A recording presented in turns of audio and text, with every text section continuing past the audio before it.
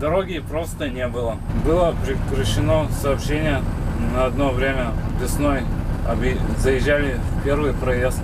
Вот у нас 2 лобовых стекла лопнули этой весной.